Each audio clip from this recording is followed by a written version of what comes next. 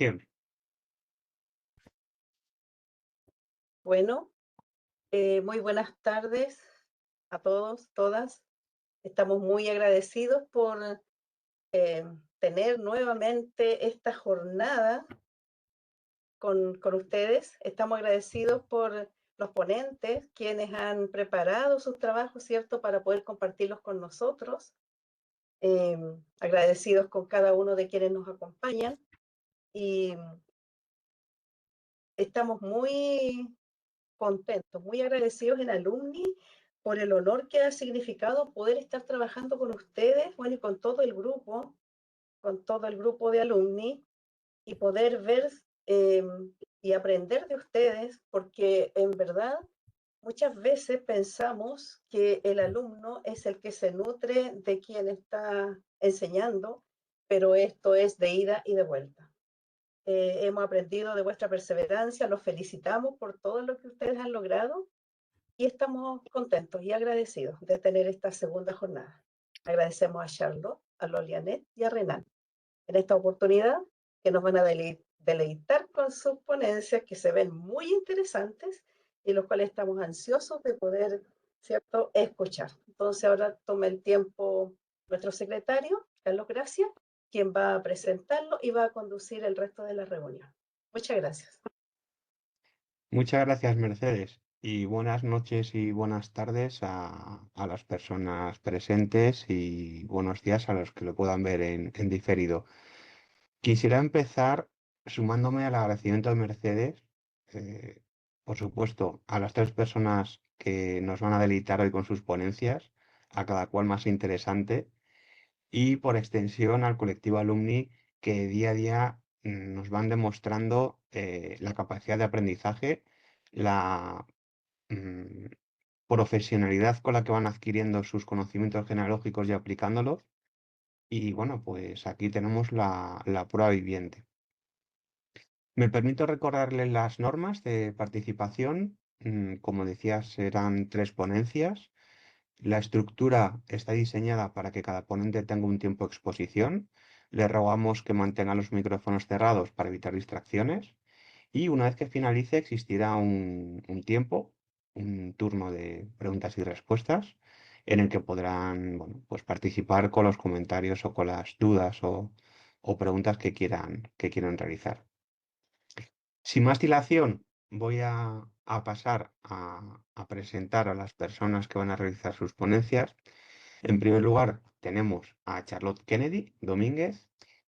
Charlotte lleva, bueno, pues mucho tiempo investigando, principalmente en sus dos ramas familiares, una que está ubicada en Reino Unido y otra que está ubicada en Sevilla.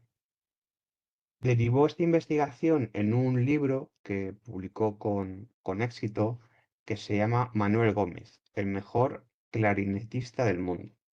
Y actualmente nos va a explicar ahora a continuación que ha emprendido por si esto fuera poco, un proyecto en sí mismo y que, bueno, pues nadie mejor que ella lo podrá explicar y nos podrá hacer la aproximación. El título previsto para la ponencia es La Asociación Histórica Aulencia. Así que, querida Charlotte, cuando quieras, te cedo el micrófono y todo tuyo. Muchas Muchas, gracias. muchas gracias, Carlos. Gracias por vuestras presentaciones. Voy a compartir y si me podéis decir si lo veis. Perfecto. Se ve, ¿no? Bien. Sí, se Pues ve. como ha dicho Carlos, mi presentación de hoy es sobre la Asociación Histórica Aulencia, que es una asociación que se dedica a la investigación y a la difusión de la historia de Villanueva de la Cañada, que es el municipio donde vivo, está en la Comunidad de Madrid, en España. Y es una asociación pues, que establecimos el año pasado y de la cual soy presidenta en la actualidad. Bueno, vamos a ver. Va a ser una presentación bastante a vista de pájaro de la asociación, pero como luego hay turno de preguntas, pues cualquier detalle ya se puede comentar posteriormente. A ver si puedo pasar. Bien, pues para explicaros sobre la asociación os tengo que hacer un repaso muy rapidito sobre la historia de Villanueva de la Cañada. Básicamente es un municipio que se estableció como aldea a mediados finales del siglo XIII. Era una aldea dedicada a la agricultura. En 1626 esa aldea consiguió el título de villa independiente. De hecho, este año estamos celebrando el 400 aniversario de ese villazgo. No varió mucho, no creció mucho con el tiempo. A principios del siglo XX estaba como en esta imagen que tenéis a la izquierda, o sea, seguía siendo un pueblo chiquitito, de calles de tierra y de casas bajas hechas con adobe. Pero bueno, ahí estaba. Luego vino la Guerra Civil Española y la batalla de Brunete, que es un evento que sucedió a lo largo de julio de 1937, el pueblo quedó totalmente destruido. Es esta foto que tenemos aquí en el centro. No quedó ninguna casa en pie. Los vecinos, lógicamente, tuvieron que abandonar el lugar. También se perdieron todos sus archivos. Si bien luego en la década de 1940 se reconstruyó el pueblo, los vecinos pudieron volver a sus casas, pero como entenderéis vosotros, pues los archivos no se pudieron recuperar.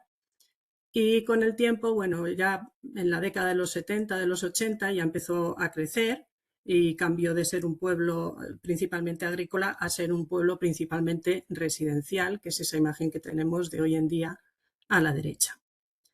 Con este repaso breve de la historia, entenderéis que para los vecinos de hoy en día del pueblo, la historia de Villanueva de la Cañada prácticamente empieza con la Guerra Civil. Antes, como que no existía.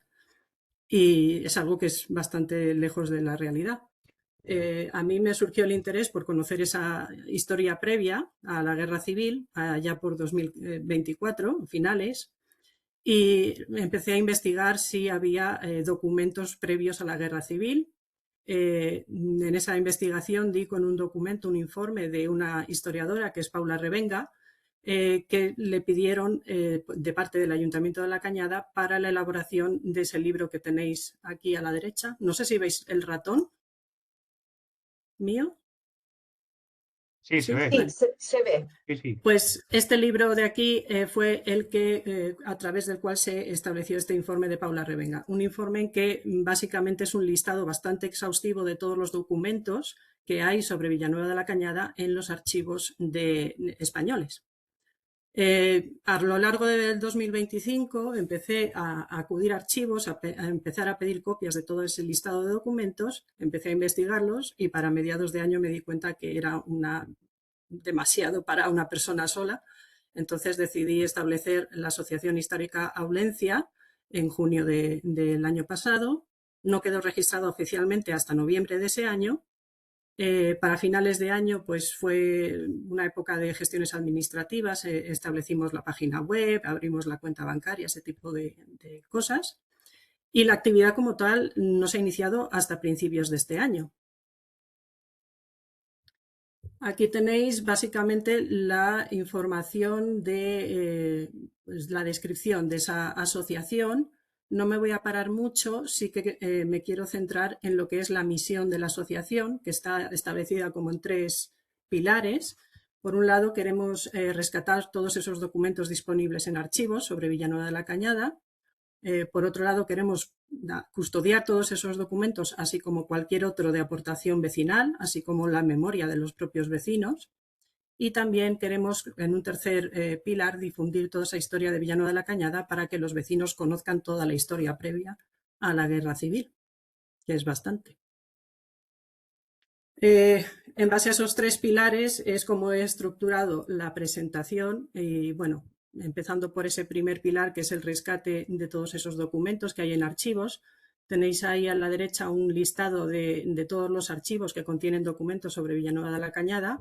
Los que están resaltados son los que había considerado Paula Revenga en su informe y, como veis, pues hemos podido aumentar bastante ese listado de archivos, básicamente porque tenemos la gran suerte de que hoy podemos trabajar a través de Internet y el acceso es muchísimo más fácil, el acudir a esas bases de datos para comprobar, para hacer búsquedas de documentos.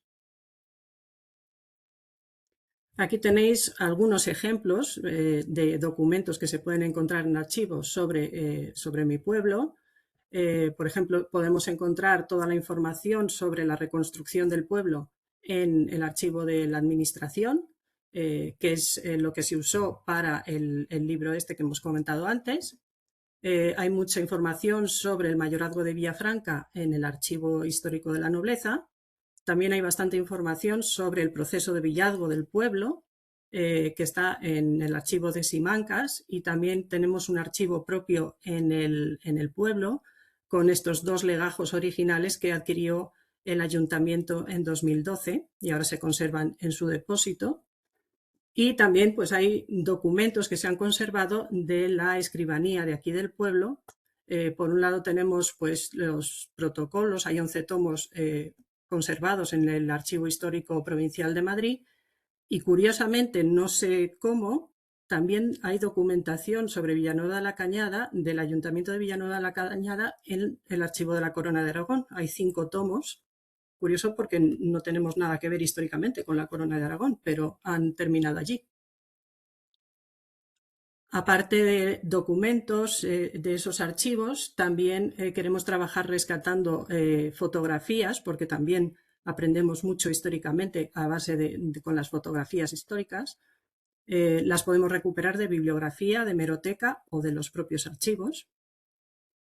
Y también pues estamos trabajando en hacer un listado de todos los mapas que hay sobre el contexto de Villanueva de la Cañada, porque con esto podemos también ver cómo ha evolucionado el pueblo.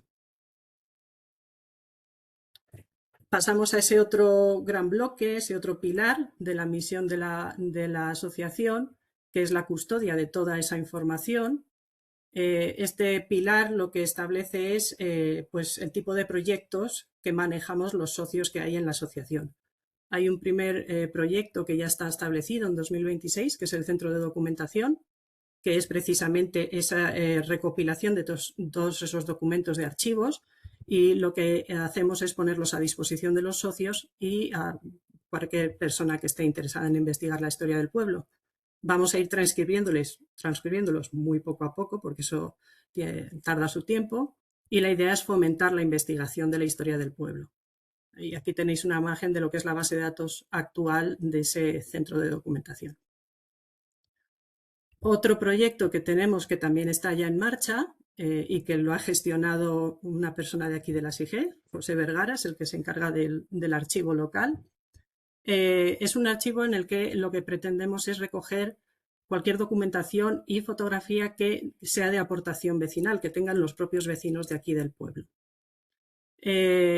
Trabajamos con documentos como este que hay aquí a la derecha, en el que cada vez que nos vayan a ceder algún tipo de material, va a quedar registrado quién nos lo cedió, la descripción del material y también el uso que nos permiten dar de ese material cuando esté en el archivo.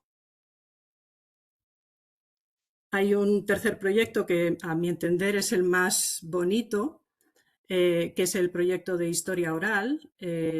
Nos parece que la historia no solo se hace investigando en bibliografía o en archivos, sino también los testimonios de los propios vecinos aportan al conocimiento de la historia de un municipio. Y es por esto que estamos trabajando en recuperar esa memoria colectiva de los vecinos a través de entrevistas. Principalmente nos estamos enfocando ahora a las personas mayores del pueblo, porque no queremos perder su testimonio. Pero bueno, luego se puede avanzar en personajes destacados o personas que trabajen en oficios artesanales, etc. Bueno, tenéis ahí unas imágenes en la parte baja, que es la primera entrevista que hicimos hace 2 semanas, que la hicimos a una de las veteranas, una de las vecinas veteranas del pueblo, y que pasamos un rato estupendo con ella, y que además cumple 94 años el lunes que viene, o sea que está muy bien conseguir su testimonio. Y bueno, igualmente trabajamos con documentos. Tenéis aquí 2 ejemplos. Este documento de la izquierda es puramente informativo. Cualquier persona que muestre interés en que se le entreviste, le entregamos este documento y en él se explica cómo es el proceso de entrevista, qué es lo que vamos a utilizar, qué es lo que vamos a grabar, cómo lo vamos a archivar y qué acceso tienen luego a ese archivo, todo ese tipo de información. Y este documento que tenemos aquí a la derecha es el consentimiento informado, que es lo que le pedimos a la persona entrevistada que firme a la hora de la entrevista, y en él nos explica exactamente los usos que podemos hacer de todo el material que obtenemos con esa entrevista y nos indica si nos permite que lo usemos para, por ejemplo, redes sociales o no, o si permite que usemos su nombre o no, ese tipo de datos. Hay otro proyecto que no lo hemos iniciado todavía, pero la verdad es que yo tengo ganas de hacerlo. Queremos hacer un diccionario biográfico de los vecinos antiguos del pueblo. La información para este proyecto, lógicamente, se saca de todos esos documentos de archivo, principalmente los protocolos. Y la idea también es conseguir que esos árboles genealógicos establecidos a través de este diccionario biográfico, poder entroncarlos con los vecinos actuales del municipio.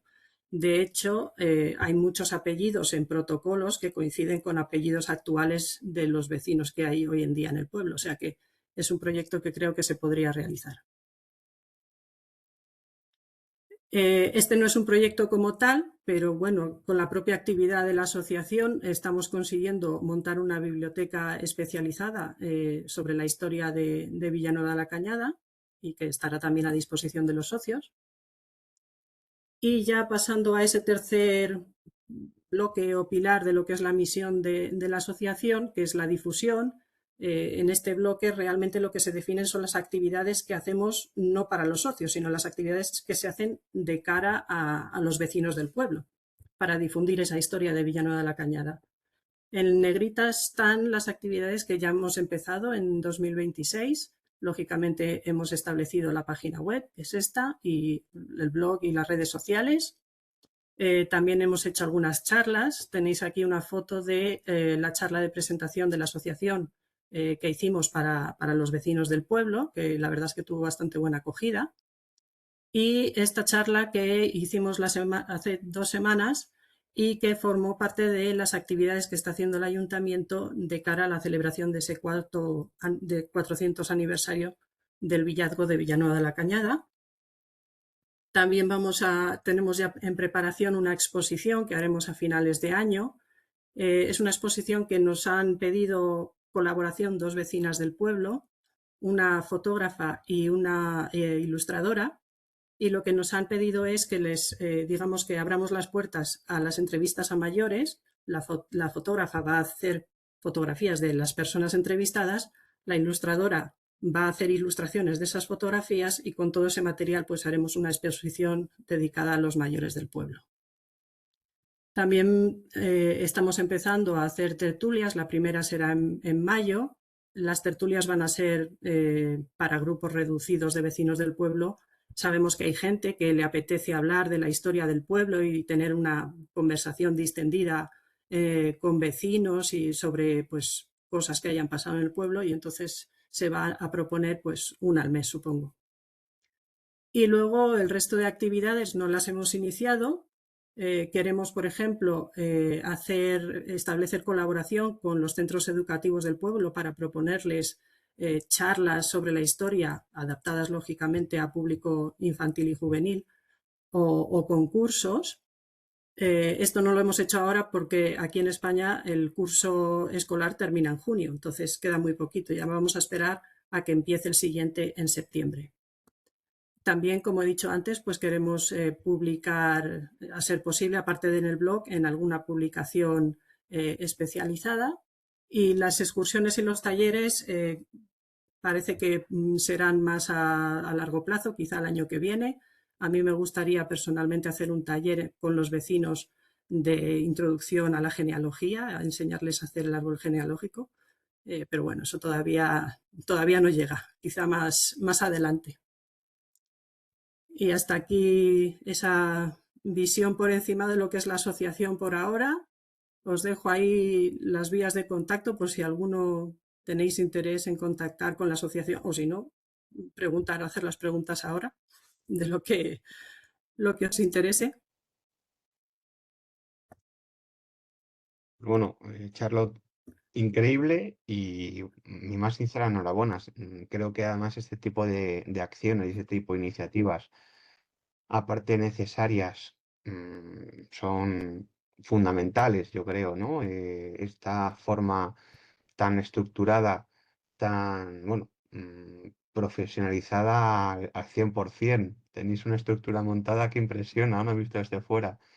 Y el hecho sobre todo, recoger testimonios orales, ¿no? De las personas del pueblo y la forma tan inteligente y tan completa de involucrar a los vecinos y a las vecinas del pueblo en este proyecto, pues creo que es digna de mención.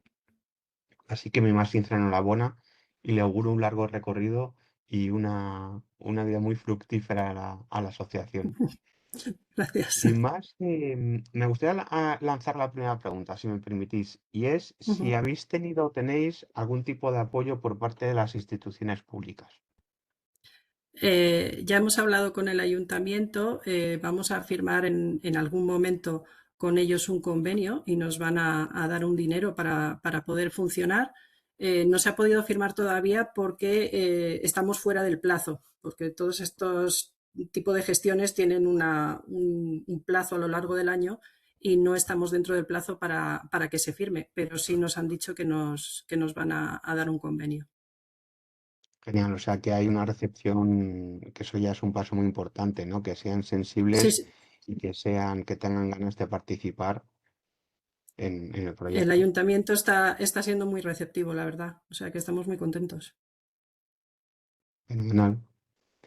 Pues nada más, podemos dar paso a las preguntas. Si alguien tiene alguna consulta, ya veo que hay varias manos levantadas. Me perdonaréis porque no he visto el orden. El que me aparece en pantalla es el que voy a Rosana, utilizar. Rosana primero, luego Ronald. Vale. Solo una Rosana cosa, Charlotte. Si puedes dejar de compartir la pantalla, Quito la pantalla, sí. y nos vemos en grande. Pues Rosana, cuando quieras.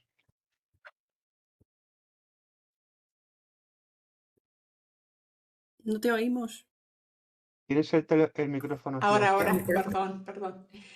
Esto que decía que darte la enhorabuena, el proyecto me parece una maravilla. Me encanta la idea de rescatar la historia de los mayores. Uf, es que uno tiene la sensación que la historia se escapa, ¿sabes? Se escapa y la estamos perdiendo de una manera, bueno, hasta injusta, ¿no? Total, la enhorabuena, preguntas tendría 10.000 que no te las voy a hacer porque llevaría mucho tiempo, pero ya te empecé a seguir por Instagram, así que te iré siguiendo la Muy huella. bien. La enhorabuena, felicidades, ¿eh? Muchas gracias. Ronald. Sí, Ronald, cuando quieras. Repito también enhorabuena, fantástico, fabuloso. Y brevemente dos preguntas. Una por curiosidad, te pillé, ¿una de tus ramas o tú eres de ahí, de la Cañada? Y número dos, más o menos algo como lo que Carlos preguntó, no solo el apoyo de entidades públicas del ayuntamiento, pero has colaborado con otras asociaciones parecidas en otras partes de España, o consideras que este tipo de trabajo que lo has montado de una forma tan eficiente o eficaz en tan poco tiempo se pudiese replicar en otros lugares? Y bueno, muchísimas gracias, Charlotte. La primera pregunta, yo no soy de la Cañada, yo vine aquí con 4 años, 5 años, algo así. Y lo que ha dicho Carlos, mi familia es medio de Sevilla, medio de Inglaterra.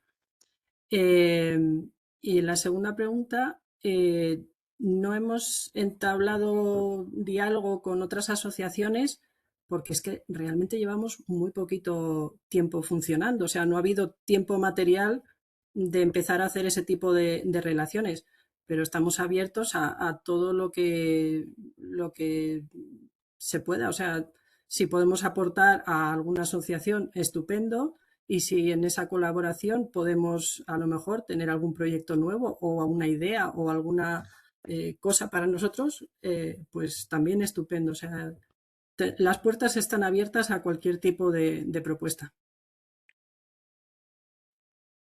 Vale, muchísimas gracias. Y una de las razones que lo pregunté, porque en el pueblo natal o la pequeña cacería de donde nació mi madre en Venezuela, más o menos un señor hizo algo parecido de las entrevistas de los mayores y la publicó en un libro que ahí lo tengo el año pasado, pero como no hizo todo este trabajo con una misión, visión, valores bien hecha, en teoría lo que quedó el libro, y yo estaba como muy emocionado por comprar el libro y empezar a hojearlo, pero le falta son y sazón, ¿no? Ujú. Porque los mayores que entrevistaron no resaltan porque para mí, en mi opinión, no, no trazan a la historia, sino es alguien que hoy día tiene 90 años y se le entrevistó en una forma académica, periodística, entonces uno dice, bueno, quizás el siguiente personaje es familiar mío, pero obviamente no tiene todo lo que tú has unido, o sea que me parece que estás haciendo algo como mucho más, no solamente que se valora, pero mucho más interesante, que quizás tenga mucho más repercusión o mucho más interés. A ver, Muchísimas ojalá que gracias. la asociación dure mucho y podamos mantener todas esas entrevistas, porque realmente lo he dicho antes, a mí me parece el proyecto más bonito de la asociación. Y sería estupendo que pudiéramos hacer un archivo realmente de todos esos mayores del pueblo. Y además está puesto por estatutos, si la asociación cerrara, todo ese archivo queda para el ayuntamiento, o sea, no se va a perder y nos gustaría que fuera algo grande y que se lograra pues un archivo importante, ¿no? Muchísimas gracias. Pues la siguiente mano levantada es la de nuestro presidente. Mariana, cuando quieras. Pues nada, felicitarte, Charlotte. Yo sabía que estabas en esta asociación o empezando esta asociación, pero no sabía que estabais tan avanzados. Mientras hablabas me metí en la web y bueno, estáis haciendo ahí ya unas cuantas cosas, así que bueno, felicitarte por eso, ¿no? Bueno, tú lo sabes, otras personas aquí no, yo también viví 20 años en Villanueva de la Cañada, al menos hasta que me casé. Y bueno, y es un lugar curioso, ¿no? Porque yo creo cuando yo llegué a Villanueva de la Cañada en el año 85, creo que no llegaba a 2000 habitantes. Y hoy es la sede de dos universidades, ¿no? Entonces, realmente el pueblo ha cambiado mucho en todo este tiempo, en realidad muy pocos años. Y también es un pueblo pues que tiene toda esa parte histórica pues de la batalla de Brunete, eh, en fin, hay mucho que se puede trabajar ahí, ¿no? Y desde luego recopilar toda la documentación y a mí me asombra, me sigue asombrando que hayas encontrado documentación en lugares tan lejanos, ¿no? Ujú. Y, y bueno, y hace poco diste una charla, ¿no? Aquí en la CIG sobre Villafranca del Castillo. Digamos, hoy es una urbanización, pero esa finca un poco más grande de que lo que es la urbanización hoy día, fue aquello que documentaste y yo creo que es eh, bueno, como la mitad del ayuntamiento, ¿no? O sea, y bueno, y yo invité a esa presentación a la familia propietaria de la finca y estaban sorprendidos, me dijeron de lo bien documentada que estaba y bueno, y lo que ellos habían aprendido sobre su propia finca, ¿no? Sobre la historia de su propia propiedad. Así que bueno, pues felicitarte y bueno, y darte ánimos para hacer muchas más cosas en el futuro. Muchas gracias. Charlotte, bueno, también quisiera felicitarte por este tremendo proyecto que has llevado a cabo y que estás llevando, y porque es muy completo. Desde todos los ángulos has tomado esta investigación y este rescate, ¿cierto? De la historia de tu pueblo después de lo que sufrió, que se perdieron archivos y todo, pero qué bueno que han podido encontrar, ¿cierto? Los documentos en diferentes Sí. archivos. Eh, Desearte que, bueno, tenga una larga vida el proyecto, y también por curiosidad más que nada, ¿con quiénes creaste la asociación? ¿Cómo encontraste Bueno, personas que te ayudaran a poder llevar a cabo este proyecto? realmente ahora somos muy poquitos socios, pero no sé cómo he tenido una suerte tremenda de dar con una serie de personas de aquí del pueblo, realmente que les interesa mucho la historia, que están con muchas ganas de colaborar y además que creo que nos complementamos muy bien porque cada uno aporta a una faceta de la asociación y la verdad es que estamos funcionando muy bien y estoy súper contenta. Esta gente yo creo que apareció a raíz de esa primera charla de presentación en el pueblo y ahí se apuntaron los primeros y la verdad es que es eso, somos un grupo de personas que yo estoy súper contenta con los Eh, socios que hay hasta ahora. no era para menos, pues Charlos, felicitaciones, larga vida a la asociación. Te voy a buscar en las redes y te Gracias. voy a empezar a seguir. Vale. Gracias. Muy bien. ¿Alguna pregunta más? ¿Sugerencia? ¿Comentario?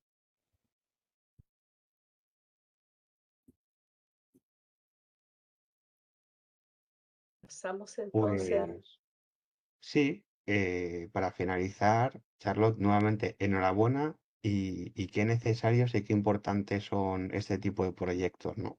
Para recuperar la historia y ponerla en valor. El legado que vais a dejar va a ser de un valor incalculable para las generaciones venideras. Así que bueno, mil felicitaciones. Gracias. Pasamos, si les parece, a la siguiente ponencia. Vamos clavados en tiempo. eh, Va a estar presentada por otra persona también recurrente en este foro, que es José Hernán Cárdenas Zunino. Es licenciado en Ciencias Farmacéuticas y Químico Farmacéutico por la Universidad Austral de Chile, máster en Atención Farmacéutica por la Universidad de Granada y también ha tenido desempeño como docente en Gestión Farmacéutica y Servicios Farmacéuticos Asistenciales y farmacéutico asistencial en diferentes niveles del sistema público de salud en Chile. Actualmente reside en España y tiene un gran interés en la historia, la geografía y la geopolítica. Se ha formado también en el ámbito genealógico con la SIGE y le surgió su interés al descubrir su propia historia familiar, ¿no? Y por esta razón, uno de sus intereses principales son las migraciones de Europa a Latinoamérica de finales del siglo XVIII y principios del siglo XX. También actualmente es colaborador en genealogías descendientes de migrantes españoles andaluces en Brasil y Argentina y nos va a deleitar con una ponencia que se llama Algunas aproximaciones en la investigación genealógica de migrantes andaluces en Brasil y Argentina, de finales del siglo XIX, perdón, y principios del siglo XX. Así que bueno, pues querido Renan, todo tuyo y a por ello. Muchas gracias por esa presentación, Carlos. Voy a compartir. Ustedes me confirman que se está viendo correctamente. Se ve. Perfecto. Pues muchas gracias por la presentación. Renan, perdón, ¿podrías Sí, darle a ese modo presentación? Estoy en modo presentación. ¿No se ve en modo presentación? No se ve en modo Mm, presentación. A ver, déjame ver si no está en modo Se presentación. ve con el costado, con las láminas del costado. ¿Ahora? sí, Ahí sí. Sí, sí, ahora sí, sí. sí. Bueno, muchas gracias por esa presentación. Justamente el título de mi ponencia esta noche es Aproximaciones a las investigaciones genealógicas de migrantes andaluces en Brasil y Argentina de finales del siglo XIX y principios del siglo XX. A grandes rasgos y brevemente quiero comentar un poco las características de este grupo migrante, las causas que llevaron a esta migración masiva, la estrategia de migración y algunas aproximaciones, consideraciones en los estudios genealógicos, tanto en los países receptores como en España. Primero, una ubicación geográfica. Andalucía es un territorio histórico y una comunidad autónoma del sur de España, constituida por estas 8 provincias que aquí se enlistan. Eh, Desde ya tiempos de la colonia en América, el aporte de pobladores andaluces fue muy importante, sobre todo en los siglos XVI y XVII. Sin embargo, una de las principales migraciones de esta población a América fue la que ocurre a finales del siglo XIX y principios del siglo XX, por distintos factores que voy a comentar, y que convocó a miles de personas a embarcarse a ultramar con destinos a América, a países como Cuba, Argentina, Brasil o Uruguay. ¿Cuáles fueron las causas? Pues distintos factores, ¿no? Se comenta la pervivencia de una antigua estructura agraria basada en la concentración de tierra en Andalucía, lo que generaba mucha desigualdad entre el campesinado y los terratenientes, un estancamiento económico, falta de inversión de capital y una industrialización tardía. También una elevada masa del campesinado, lo que generaba una alta presión demográfica por área cultivada, y en general una baja calidad de vida por parte del campesinado.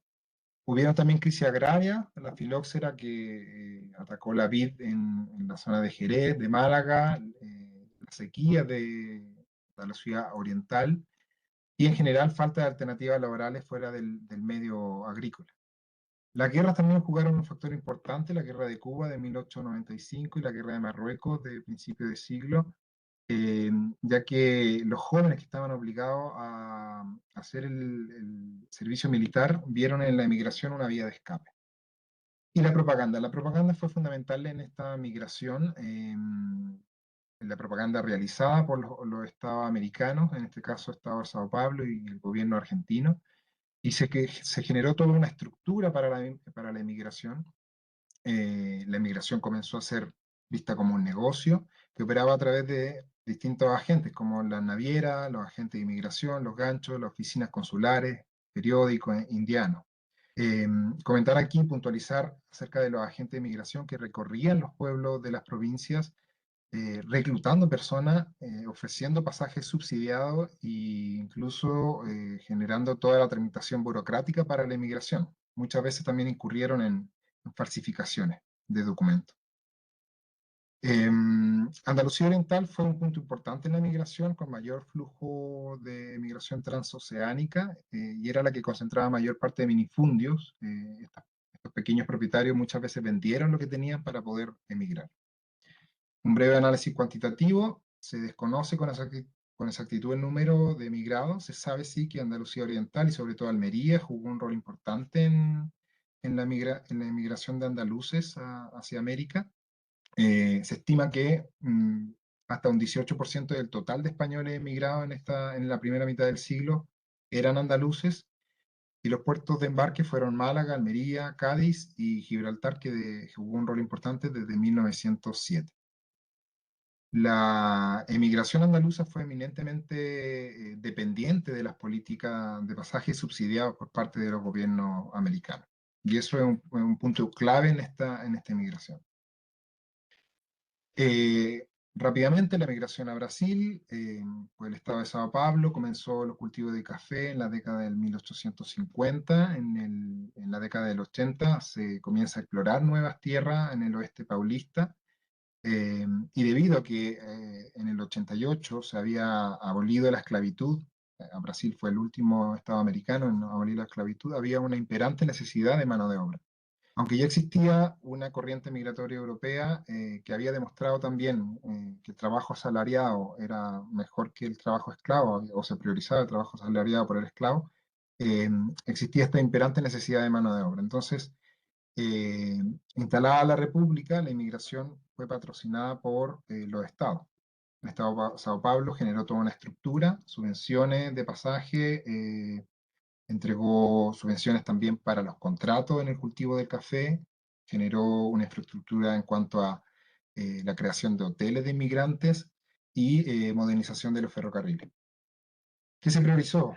Pues grupos familiares donde hubiese por lo menos un hombre en edad de trabajar. Se convocó a agricultores, se les daban contratos en el cultivo del café y se subvencionaban los pasajes, como comenté. Y en general las condiciones no fueron buenas, tanto de viaje, estancia y trabajo. Progresivamente esto se denunció a través de informes del Consejo Superior de Emigración de España, que tomó carta en el asunto. En 1907 promulga una ley que impide el reclutamiento de emigrantes y establece criterios y condiciones para los contratos y el traslado de emigrantes. Además, la instalación de puntos de control en los puertos. Y fue cuando las agencias de inmigración comienzan a operar desde Gibraltar para justamente eludir estos controles. Los emigrantes llegaban al puerto de Santo, luego se trasladaban a las hospederías, donde residían unos días hasta ser trasladados a su puesto de trabajo. Se les daba una vivienda en los cafetales y allí vivían y trabajaban. Habían contratos de distinto tipo. Y las condiciones en general fueron muy duras. Muchas veces se encontraron con selva virgen que tenían que despejar y preparar para la siembra de los cafetales. Como comentaba antes, en 1907 España comienza a tomar carta en el asunto, establece la ley que prohíbe el reclutamiento y en 1910 prohíbe la emigración subsidiada, una medida que se revierte en 1912 por presiones políticas de los facenderos del estado de Sao Paulo. Argentina tuvo una situación parecida, también se generó una política de migración activa desde la Constitución de 1853, se ofrecieron tierras, trabajo, se subsidiaron pasajes y se generó también, se crearon también hoteles de inmigrantes. Había también una necesidad de mano de obra y de poblamiento de zonas menos habitadas. Los migrantes llegaban al puerto de Buenos Aires, fue el principal centro de asentamiento, pero también se generaron colonias en el interior agrícola, las zonas de Tucumán, Mendoza y San Juan. Y además de la inmigración transoceánica, hubo una importante inmigración desde el sur de Brasil. Muchos inmigrantes andaluces que habían llegado a la zona de Sao Paulo y vieron las difíciles condiciones en las que se enfrentaba, buscaron alguna alternativa y migraron a Brasil. El perfil fue el mismo, familia de agricultores y hombres jóvenes jornaleros. Algunas consideraciones para la investigación genealógica de estas familias. Hay que considerar que fueron familias numerosas, muchas provenientes de zonas rurales de Andalucía. Eran familias muchas veces con una realidad socioeconómica muy pobre, entonces estaban escapando un poco de su situación aquí en la península y emigraban en grupos muy grandes, a veces de 8 o 10 personas, incluyendo niños y niñas. Entonces, por ejemplo, cuando se trata de rastrear el origen de esta familia en la península, existen pocos registros. En general existen pocos registros, sobre todo cuando son niños o niñas que emigraron con su familia, solo cuentan con inscripciones de bautismo o inscripciones civiles de nacimiento. La migración fue por etapas, primero en la península, las familias se movían desde zonas rurales a ciudades más grandes para poder buscar alternativas laborales. Y luego emigraban al nuevo continente. Importante aquí mencionar que esta migración por etapa fue también no solamente a nivel de España, sino también desde Brasil a Argentina. y muchas veces las familias tenían hijos en los distintos lugares que iban recorriendo. La migración en cadena, el efecto llamada, aunque fue muy importante en la situación andaluza, muchas personas se comunicaban a través de cartas y convocaban a nuevas personas de sus pueblos a emigrar. Una dificultad importante en la investigación genealógica de estas familias es descubrir la naturaleza exacta, porque en los documentos brasileños y argentinos muchas veces se menciona su provincia de origen, más no su pueblo de origen, y eso es una dificultad con la que uno se encuentra. Hubieron también cambios gramaticales y fonéticos en nombres y apellidos, ya sea por errores por parte de los funcionarios de inmigración, el analfabetismo también de estas familias, adaptaciones fonéticas en el caso brasileño, o cambios voluntarios, por ejemplo, el uso de un solo apellido en Argentina. Y comentar también que hubieron destrucciones de registros civiles y eclesiásticos en la Guerra Civil Española, por lo tanto se perdió mucha documentación de algunos pueblos de aquí de la zona. ¿Cuáles son las fuentes genealógicas que se utilizan? En Brasil, sobre todo, las fuentes disponibles del Archivo Público del Estado de Sao Paulo, que tiene listas de pasajeros que llegan al puerto de Santos, y los registros de la hospedería. Aquí, por ejemplo, la familia Gallardo Martín, una familia de origen granadino, que ingresa en 1905 por el puerto de Santos. En la primera parte se pueden ver el registro del barco. Luego esta familia aparece en el registro de la hospedería y solo se indica que es una familia de agricultores de origen español, pero no se menciona su naturaleza exacta. Este es un ejemplo por ejemplo, de cambios gramaticales y fonéticos. La familia Alcázar Frías, que en un primer arribo en Río de Janeiro, el padre de familia aparece como Alonso Alcázar García, pero luego en el arribo a Sao Paulo se registra como Alonso Alcazaste. En un nacimiento de una hija en 1905, el apellido se transforma a Alcázar y luego evoluciona en 1968 a Alcacia. Entonces hay una modificación con el tiempo de los apellidos y unas adaptaciones. Otro ejemplo, esta familia Claros González, proveniente de la provincia de Málaga, de 1897. El padre de familia en el registro de pasajeros figuras como Claros Póstigo, pero en el registro de la hospedería de inmigrantes figura como Claros Portilo. Entonces queda la duda si el apellido original era Póstigo o Portillo, una adaptación fonética. Sin embargo, rastreando la genealogía en la península se descubre que el apellido original es Claros Póstigo. Para el caso argentino, un poco lo mismo, también hay modificaciones gramaticales y fonéticas en los apellidos, y eso es una dificultad en el estudio genealógico. Las fuentes más importantes son las del Archivo General de la Nación, SEMLA, que es muy conocido. Los censos también son una fuente importante de esta familia, los censos nacionales de 1895 y 1914. Aquí hay un ejemplo, la familia Hornos Barrientos, de origen sevillano, llega desde Río de Janeiro al puerto de Buenos Aires y se registra como Manuel Giorno, o por lo menos la indexación que tiene el Archivo General lo indexa como Giorno. Pero la familia cuenta con registros en Brasil y en Argentina, tanto como Forno como Fornos, y el apellido original, que nos permite luego avanzar y poder conectar con los registros de la península. Un ejemplo más, la familia Archilla, de origen granadino, que aparece en el Censo Nacional de 1895 de San Juan. Sin embargo, el apellido tiene una evolución en un registro, de matrimonio, aparece como Archilla con H, y luego el apellido evoluciona a Archella. Entonces, en Argentina, a pesar de ser también hispanohablante, los apellidos también sufrieron estas pequeñas modificaciones gramaticales y fonéticas. ¿Cómo conectar a esta familia de migrantes con documentos españoles? Pues tenemos distintas fuentes. Es importante aquí trabajar todo tipo de fuentes, pero sobre todo hacer investigaciones de ramas colaterales.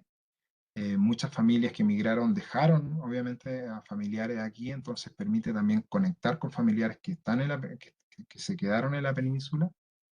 Aquí tengo un ejemplo de los primeros que había comentado, Manuel Gallardo, que aparece en una publicación de prensa, y aquí puede identificarse su lugar de origen como natural de Gualdros, que se refiere a Gualchos, en la provincia de Málaga, o sea, en la provincia de Granada, perdón, y que nos permite después trabajar en el archivo histórico diocesano para pesquisar, por ejemplo, registros parroquiales o expedientes matrimoniales. Aquí el ejemplo de un expediente matrimonial. Y ya cuando conectamos con expedientes matrimoniales, pues tenemos mucha información disponible que nos permite ascender en las ramas familiares en España. Ya tenemos partidas de bautismos que nos indican padres y abuelos maternos y paternos, y muchas veces nos encontramos con este tipo de ejemplos de árboles familiares por dispensas matrimoniales. Entonces nos permite ascender. ¿Qué nos encontramos habitualmente en estas situaciones? Es que también su familia, así como ellos, fueron agricultores, labradores de pueblos pequeños. Los padrones también son una fuente importante de información. Por ejemplo, aquí tenemos el caso de Claro Espóstico, esta persona que es hermano de la persona que emigra luego a Brasil. Está en Málaga en 1883 y aquí se identifica su naturaleza. Entonces podemos ya conectar a través de líneas colaterales. Otro caso de padrón, la familia Quirantes Quirantes, que era original de Portugal, un pueblo de la zona de la Alpujarra granadina, aparece en un padrón en 1890 en Granada, con 3 componentes familiares que luego emigran a Brasil en 1893. Los padrones son una fuente muy valiosa, yo lo destaco, porque nos permiten hacer el seguimiento de la familia justo antes de que emigren. Entonces, por ejemplo, aquí está la familia Sarmiento Bazán, una familia de Málaga, que en 1875 aparece en un padrón de la ciudad con un hijo. Luego en el 1876 este hijo no aparece, se puede presumir que falleció, pero aparece una hija. En el 80 ya cuentan con 2 hijas y la familia sigue creciendo. En el 85 tienen 4 hijos y antes de emigrar en 1889 ya completan la familia que luego aparece en los registros en América. Y comentar solamente brevemente que también el preregistro civil ayuda mucho en la investigación de estas familias porque son registros que se conservan en los archivos municipales y que permiten también conectar la genealogía de Brasil, de Argentina, con la genealogía en la península. Entonces, este es un ejemplo que, no, que muestra, de la misma familia, que muestran tanto los padres, su pueblo de naturaleza y su abuelo. Entonces, a través de esto se puede seguir investigando a través de los archivos parroquiales o expedientes matrimoniales. ¿Cuáles fueron las consecuencias de esta migración? Pues hubo crecimiento poblacional en los países receptores, mestizaje cultural, creación de asociaciones, aunque no fue muy importante en el caso andaluz, difusión de tradición andaluza, creación de un flujo migratorio y nombrar también que hubo mucha explotación laboral y malas condiciones, porque no todas las personas que emigraron lograron ascenso social.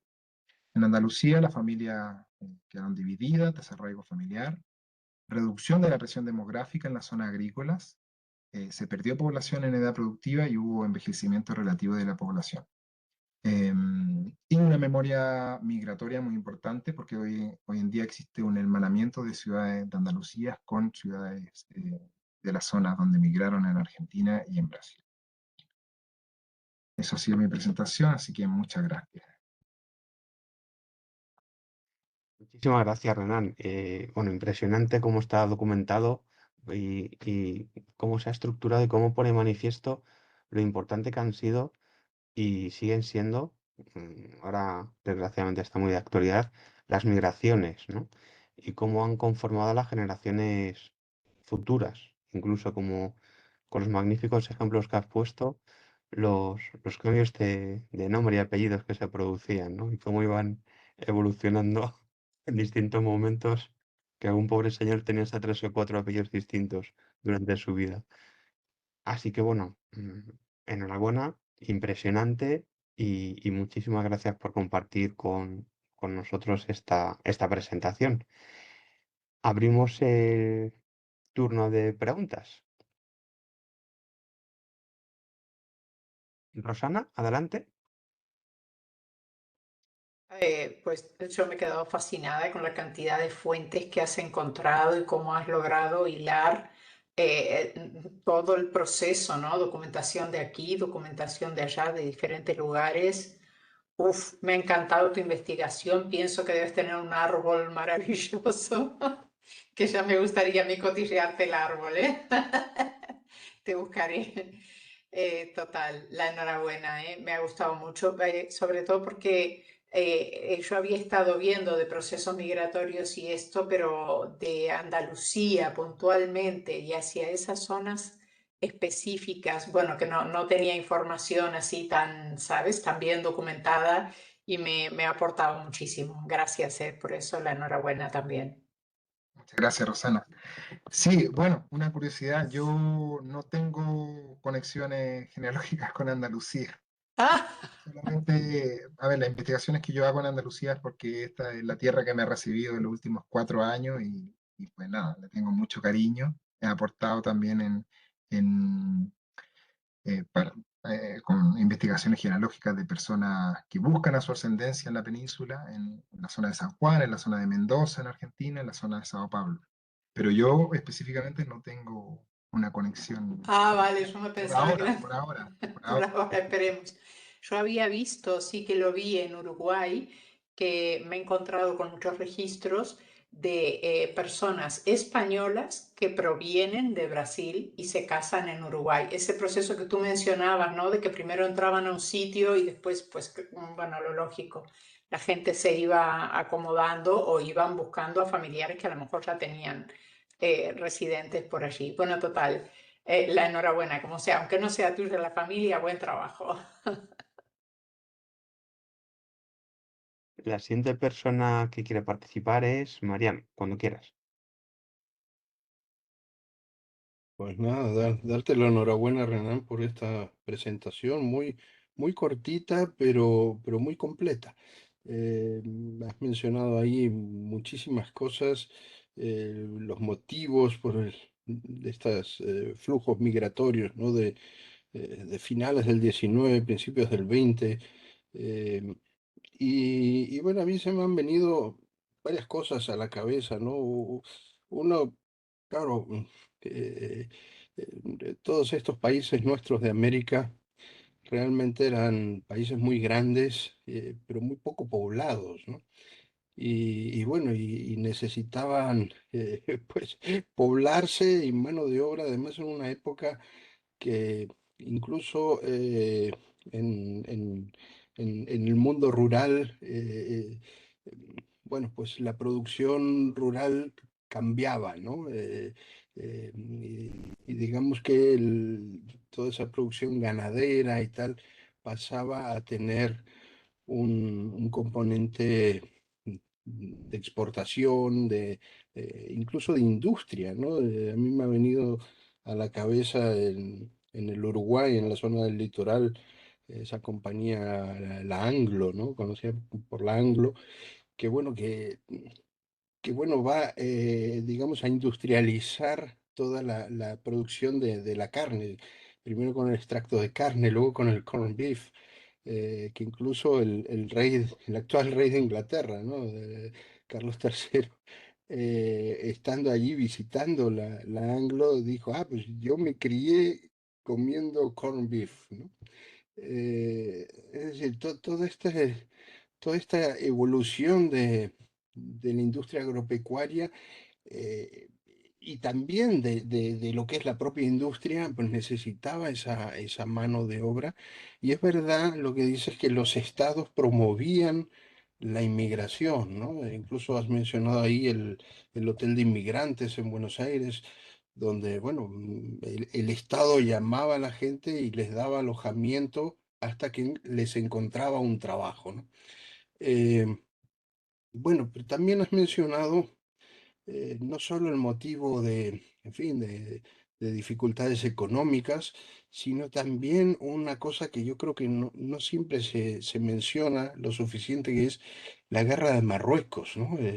Donde mucha gente, bueno, pues tenía la disyuntiva: o me llaman a filas, a ir a morir allí al África, o me marcho a América, ¿no? Y bueno, me parece muy interesante, y sobre todo me parece porque, eh, claro, nosotros en la Argentina, por ejemplo, el, a cualquier español le llamamos gallego, ¿no? Porque hubo una gran inmigración gallega, pero es verdad que lo hubo también de otras regiones, y estas otras regiones yo creo que falta un poco estudiarlas y darlas a conocer. Esta inmigración, por ejemplo, de los andaluces, ¿no? O sea que te felicito por eso. También me parece fantástico, ¿no? Cómo has podido, a través de distintos documentos, bueno, pues poder ascender en esas genealogías, y poder documentar los cambios de apellido en las diferentes regiones. Así que me parece estupendo. Y enhorabuena por ello. Muchas gracias, Mariano. Sí, brevemente, claro, la migración andaluza fue menos visible que las migraciones gallegas o vascas, por ejemplo, porque ellos se concentraron en territorio agrícola.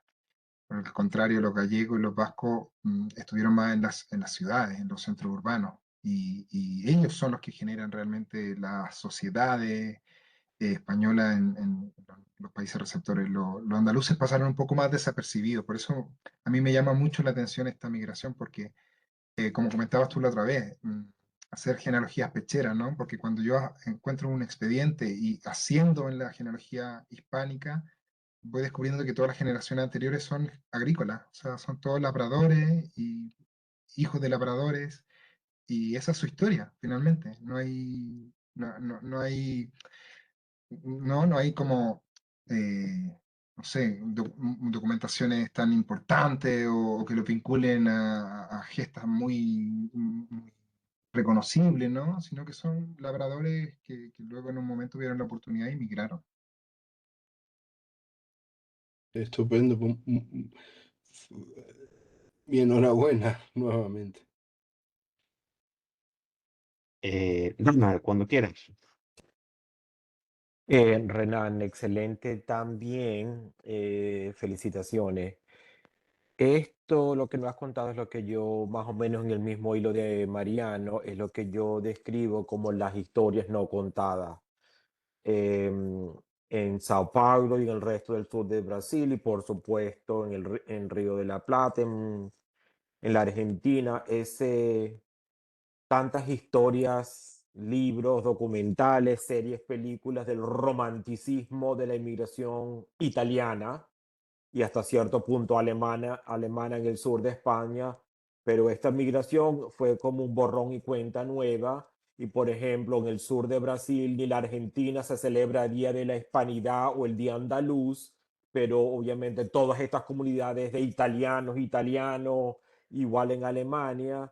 Y yo creo que este toquecito de arena que, de que tú has comentado hoy sirve para hablar de estas historias poco contadas. Mi pregunta es, ¿qué más tienes tú en tu arsenal de investigación y de documentos? O sea, ¿qué tienes en por publicar, si tienes algo? O sea, para mí esto es como el principio, no el final.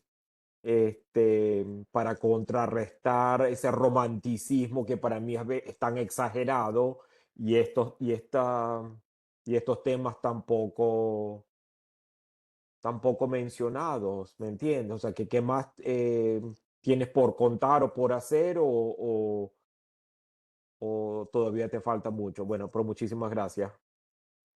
Muchas gracias. Pues, a ver, ¿qué falta por hacer? Se puede ascender, la verdad es que se puede ascender, hay mucha información, sobre todo, comentaba yo que hubo una pérdida de muchos registros civiles y parroquiales en el 1931 y 1936. Entonces, eso a veces trunca un poco las investigaciones, pero a través de los expedientes parroquiales se puede ascender mucho. Por ejemplo, aquí en Granada mismo hay expedientes de 1580 en adelante. Entonces, se puede trabajar mucho todavía hacia atrás, una vez que logras conectar a estas familias con la península. Excelente, muchísimas gracias. Felicitaciones. Muchas gracias, querida Mercedes. Es su turno. Gracias, Carlos.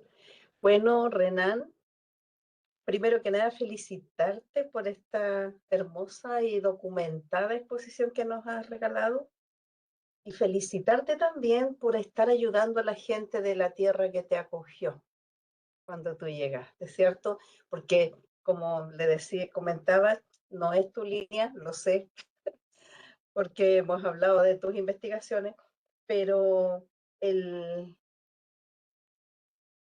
no sé, esa grandeza para poder ayudar con tus conocimientos, con las cosas que tú has aprendido y que estás, bueno, como llevas a cabo la investigación de tus propios familiares, ayudar a esta gente de la tierra que te acogió.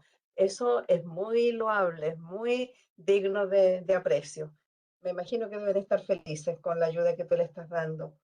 Lo otro, esa gran cantidad de documentación que tú has logrado, ¿cierto? Encontrar de estas personas con todos los cambios de apellido y con todo lo que han ido de lugar en lugar y cómo han logrado poder ir verificando su paso por diferentes lugares aún, a pesar de las alteraciones en los apellidos de poder descubrir que es la misma familia, que es la misma persona. Bueno, eso requiere de un trabajo muy concienzudo para no dejar pasar por alto documentación que tiene el apellido un poco diferente escrito. Entonces se necesita ser muy concienzudo para poder lograr lo que tú has logrado. Así que yo te felicito por eso. Eh, bueno, las preguntas que tendría, lo mismo que Ronald. ¿Cuándo vas a publicar algo respecto a todas tus investigaciones? Pero Renan, felicitaciones. Felicitaciones, pero el corazón llenito de escucharte. Muchas gracias, Mercedes. Publicar algo me encantaría, pero bueno, en el futuro. Sí. He tenido el honor de tener a Renan en mis tutorías, primero tutoría, después mentoría, entonces lo conozco bastante, sus intereses y cómo él trabaja y cómo se esfuerza, y aún a pesar de estar en distancia, cómo trata de lograr encontrar, y él es muy tenaz en lo que se propone. Así que felicitaciones y a seguir así, Renan.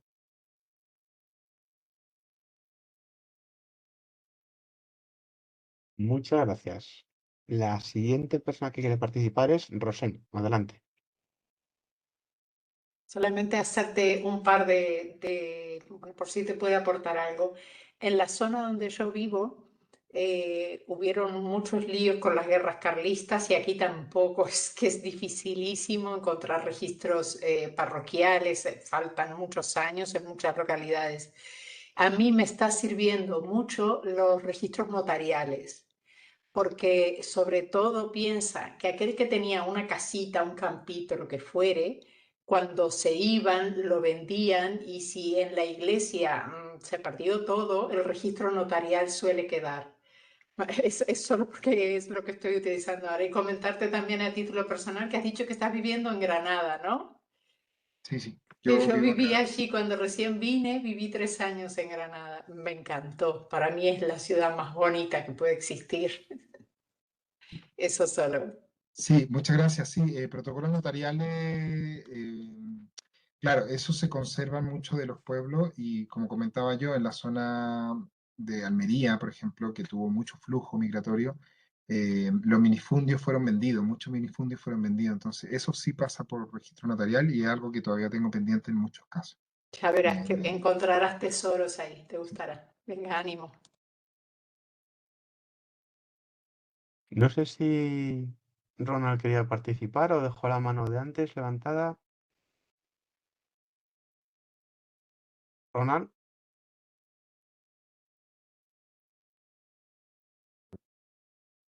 Ya la había bajado, Carlos, gracias. gracias. Nos está comentando en el chat Camila, lo voy a leer. Enhorabuena, Renan, qué bien explicado sobre la migración de los andaluces y las fuentes. En relación a la prohibición del gobierno de 1910, resulta interesante que esa fuera la época en la que más españoles llegaron a Brasil, sobre todo vía Gibraltar. Y hay tantos cambios de nombres y apellidos, como os puedo ver. Pues muchas gracias, Camila, por el comentario. Muy bien, pues si no hay más preguntas, podemos encauzar ya la recta salida de esta sesión con la siguiente ponente. Voy a necesitar un tiempito para presentar a Lolianet. Lolianet Emanuele Ferrer es doctora en Historia por la Universidad de Massachusetts y es catedrática en la Universidad de Puerto Rico. Es autora de varios trabajos y ha impartido numerosas conferencias, así como variados cursos, entre los que se encuentran Historia de Hispanoamérica, Historia de Puerto Rico, Tres movimientos de independencia, la historia de América, Puerto Rico y el Caribe, la mujer a través de la historia y la literatura latinoamericanas, la dictadura a través de la historia y la literatura latinoamericanas, historia y literatura puertorriqueñas, historia y literatura latinoamericanas e historia de la mujer en Hispanoamérica, con el trabajo destacado de Malinche a Rigoberta Menchú, Apuntes sobre la mujer en la historia hispanoamericana. Y esta noche nos va a deleitar con su ponencia que se titula De Blanes, Cataluña a Juncos, Puerto Rico, trayectoria de vida hacia una isla en el Caribe. Así que, querida Lolianet, cuando gustes, es todo tuyo. Muchas gracias.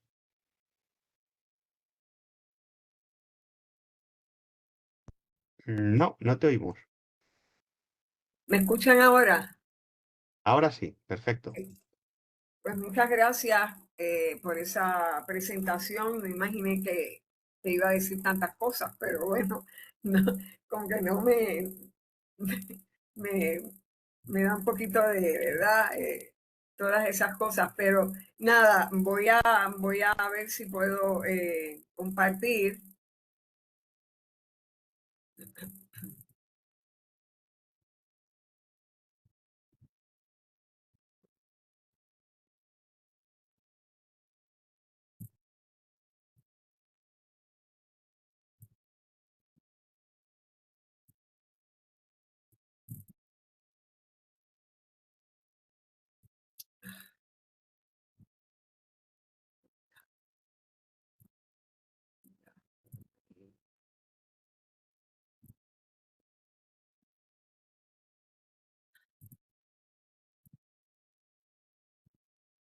No sé por qué no la puedo subir. Tienes que abrir Os la puso a presentación, compartir. La tengo aquí, la tengo abierta, pero das a compartir y eliges la pantalla de la presentación. voy a intentarlo otra vez.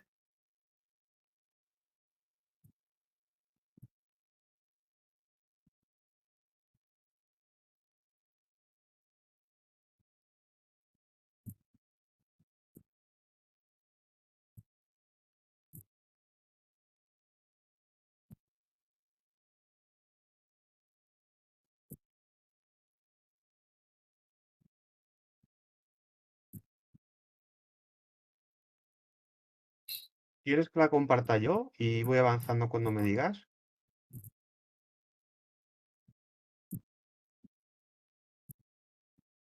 Pues, pues compártela tú, Carlos, y Loliana te va No, diciendo no sé qué cuando pasa, que no avanzas. me está permitiendo compartirla.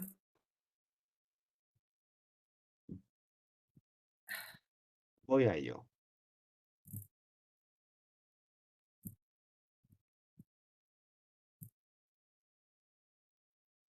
No te preocupes, Loliana, que Carlos nos la comparte.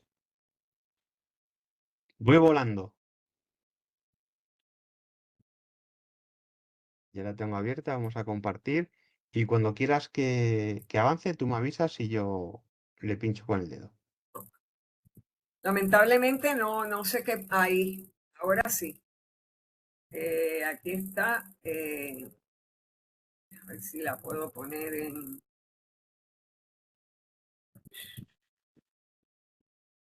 La estoy compartiendo yo. Cuando tú me digas, avanzo.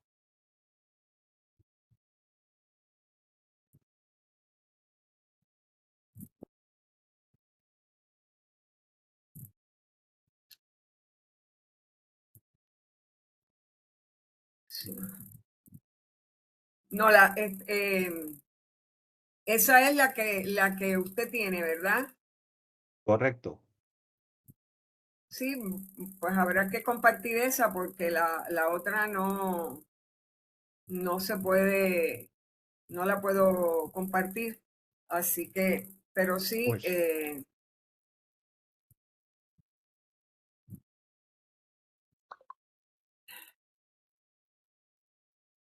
¿y cómo vamos moviendo esta? cuando tú quieras que avance, me avisas y yo pulso para avanzar. Vale, bueno, nada.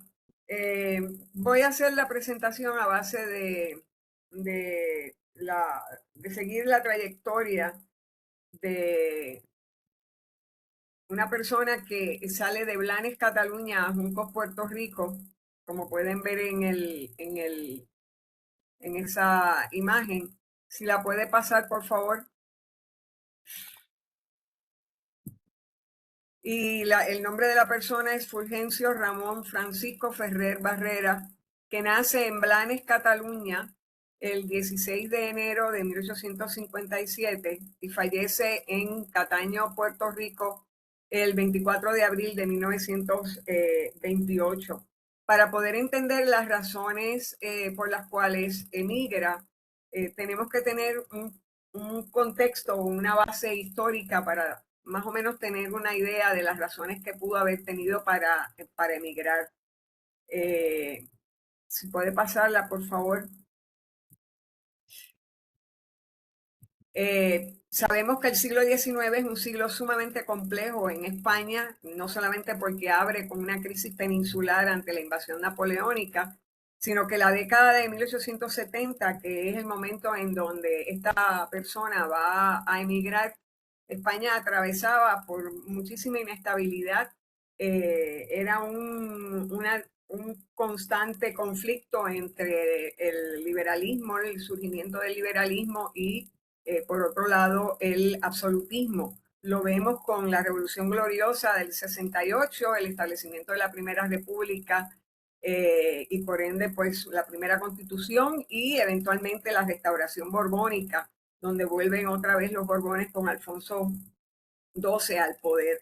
Mientras eso estaba ocurriendo en España, eso va a tener una influencia en el municipio de Blanes, que es un municipio de la comarca La Selva en la provincia de Girona, comunidad autónoma de Cataluña.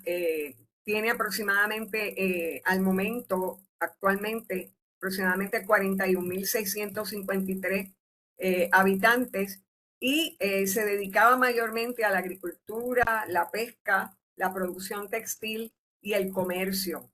Miraba más bien hacia sus costas, ¿verdad? Y no es hasta finales del siglo XVIII cuando empieza entonces a mirar en otra dirección hacia el Atlántico.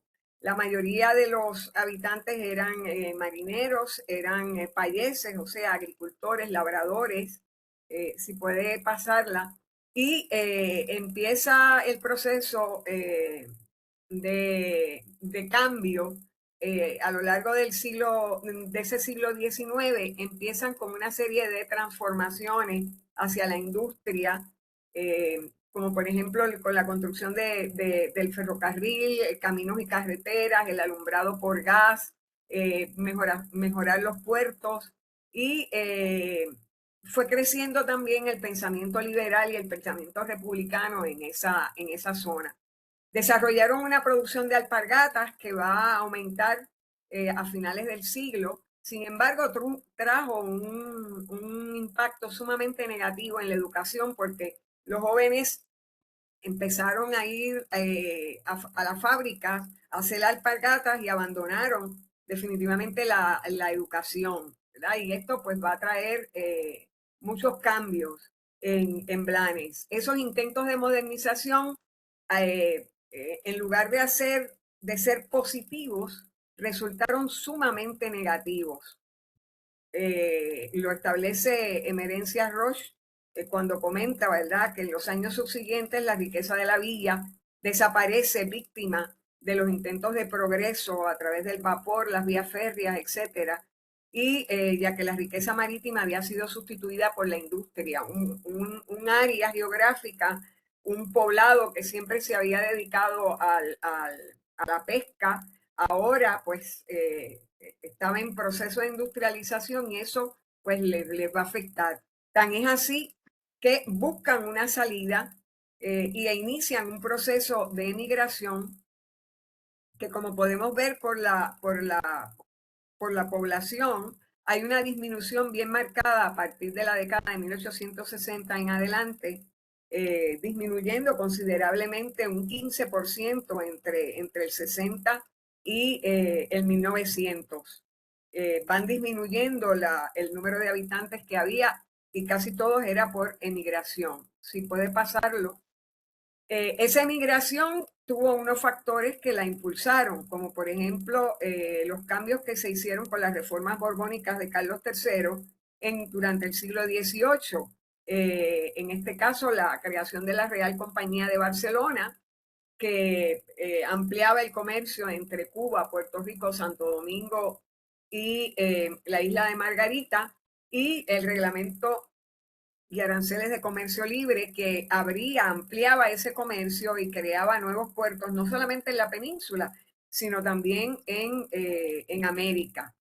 Y la propia política migratoria de la corona, que en un momento dado puso mucho énfasis en Cuba y Puerto Rico ante la pérdida eventualmente del resto de sus posesiones americanas, y a la misma vez tratando de controlar una emigración clandestina, ¿verdad? Quería que todo fuera muy legal, que las personas que emigraran de la forma correcta, y vio la emigración como un método para mejorar, blanquear la población y promover hasta cierto punto el fomento de ese mestizaje, pero un mestizaje entre criollos y peninsulares. Si puede pasarla. En el caso de Blanes, la emigración fue tanta que para 1888 ya empezaron a tener problemas, no solamente en Blanes, sino en otras zonas del área de Cataluña, a tener problemas con el despoblamiento ante la fuga de tantas personas y tantos recursos, porque América siempre definitivamente se vio como una tierra de oportunidades, y la propia legislación pues la fomentó. En el caso de los emigrantes de Blanes, entre el 80 y el 85% eran varones, y la mayoría emigró a muy temprana edad, entre los 13 y los 20 años, algunos de los cuales, entre un 10 y un 20%, se ha encontrado que eran mayormente comerciantes o se dedicaban a alguna rama del comercio. Si puede pasarla. Ya. En el caso de Puerto Rico, que es el tercer pilar que nos falta, el siglo XIX en Puerto Rico fue un siglo muy complejo, fue un siglo de mucho cambio, de mucha transformación, fue el siglo de la consolidación de nuestra identidad como tal, y después del 68, pues van a surgir por primera vez los partidos políticos. Eventualmente vamos a conseguir la abolición de la esclavitud en 1873, la fundación del Partido Autonomista, que va a ser sumamente importante porque durante este siglo XIX se va a ir cuajando prácticamente lo que eventualmente serían las tres corrientes que definirían el futuro de Puerto Rico, que es el asimilismo, el autonomismo y el separatismo. Y finalmente, pues se va a conseguir la Carta Autonómica que se concede a Puerto Rico el 25 de noviembre de 1897. Una carta autonómica de muy corta duración y que dio, ¿verdad?, al traste con la invasión norteamericana o estadounidense en el 1898, provocando el cambio de soberanía en Puerto Rico y haciendo que España perdiera todas las únicas posesiones que le quedaban, Cuba, Puerto Rico y Filipinas. En términos económicos, Puerto Rico en el siglo XIX desarrolló de manera considerable, primero desde un monocultivo de caña de azúcar, luego un ciclo cafetalero y otras actividades como el cultivo del tabaco, la pesca, el comercio, la cría de ganado, entre otros aspectos. Puede pasarla. Y dentro de todo este panorama, vamos también a ver el aspecto cultural. Sin embargo, a finales de siglo tenemos un analfabetismo bastante alto, entre el 80 al 85% de los habitantes de la isla no sabían leer ni escribir. Sin embargo, en todo este panorama crece una literatura nacional, crece definitivamente la danza, las artes, y hay un crecimiento poblacional a lo largo de todo el siglo, donde van a venir españoles, franceses y corsos. Son los tres grupos que mayormente van a moverse hacia la isla de Puerto Rico. En todo este cuadro va a llegar a Puerto Rico, si puede pasarla, la próxima, por favor, va a llegar Fulgencio Ferrer Barreras, o Fulgencio Ramón Francisco Ferrer Barreras, nacido en el 1857, llega con 18 años, se va a establecer en el pueblo de Juncos, proviene de Blanes, Girona, donde había nacido. Sus padres eran Pere Francés, Jaume Francés Ferrer Chifrá y Teresa María Margarida Barreras Centrich. Tenía 6 hermanos más, él era el tercero de sus hermanos, y sus abuelos paternos, aparecen los nombres, los podemos ver ahí, Josep Ferrer Portals y Caterina Margarita Cristina Chifré y Gelabert, y sus abuelos maternos, Francesc Barreras del Faust y Francesca María Rosa Centrich Capellà. Y no es otra persona que mi bisabuelo, por vía materna. La próxima, por favor. Ahí está su certificado de bautismo expedido por la Arquidiócesis de Girona y el que aparece en Family Search. Si puede pasarla. La próxima. Llega a este pueblo, si ven la posición geográfica, es un pueblo que queda en la costa este de la isla, pero hacia el interior, no es un pueblo costero. Después pues va a cambiar la situación, pero porque se va a mover a otros sitios que sí son costeros.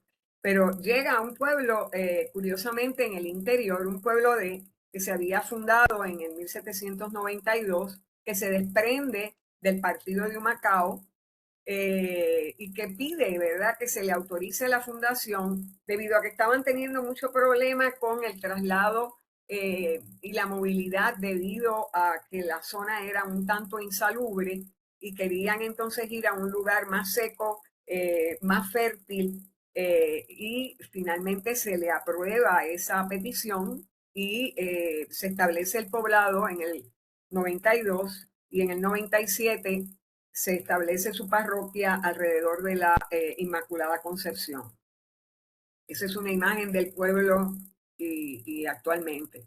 Casa, sí, actualmente.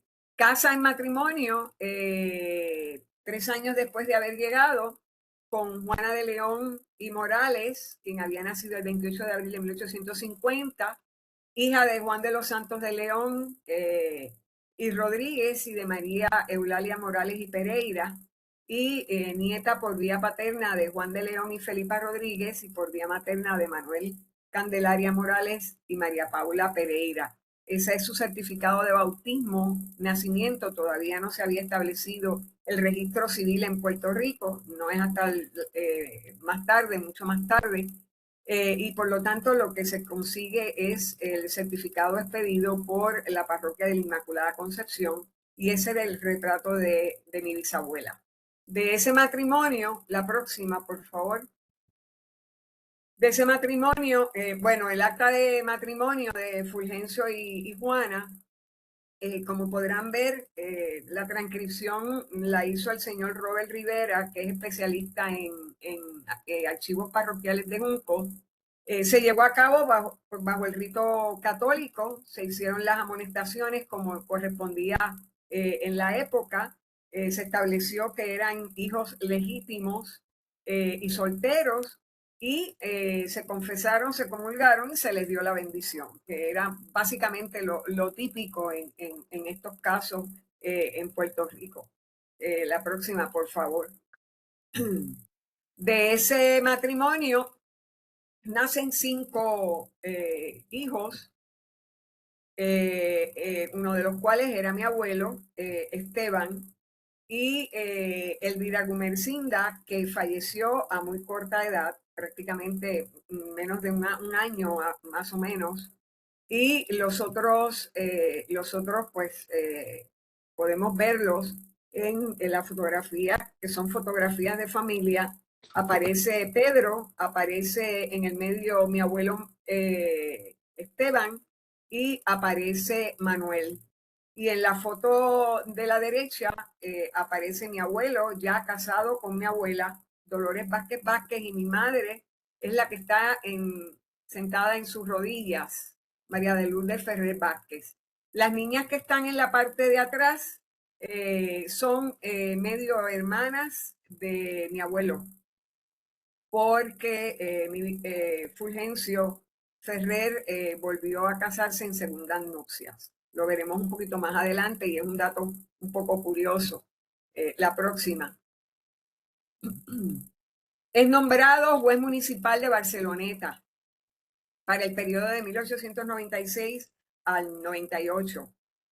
Fue bien curioso porque su nombramiento provocó una crisis dentro del Partido Incondicional Español ante el hecho de que se nombrara a un republicano a ocupar el puesto de juez municipal. Había mucho controversia política en Puerto Rico en ese momento.